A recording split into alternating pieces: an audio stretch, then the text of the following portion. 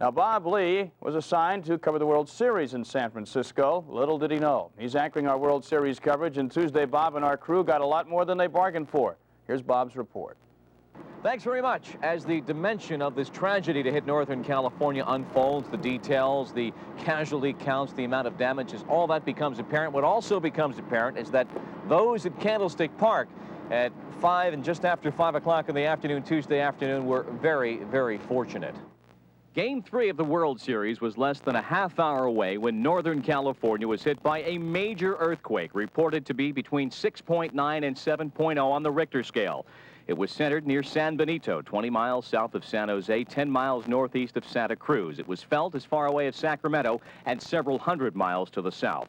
The quake was felt at Candlestick Park at 5:05 local time, while ABC Sports was signing on for coverage of the game. Candy Maldonado with the hesitation, allowing Jose Canseco to score, and he fails to get Dave Parker at second base, so the Oakland A's take a I'll tell you what, we're having an earthquake.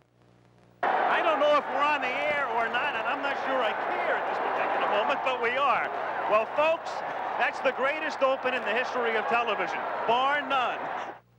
The earthquake collapsed a 50-foot section of the upper deck of the Bay Bridge, linking Oakland and San Francisco. There was at least one fatality reported on the bridge. There are also other splits in the roadway near the Oakland side of the bridge. Fires sighted in downtown San Francisco and reported across the bay in Berkeley and in Oakland. A section of Highway 101 in downtown San Francisco did buckle and collapse. There were other reported highway collapses across the bay and in Berkeley. Also, major, if not total, power outages in San Francisco County and San Mateo County, and widespread outages reported in Marin County, north of San Francisco, and Alameda County in the East Bay.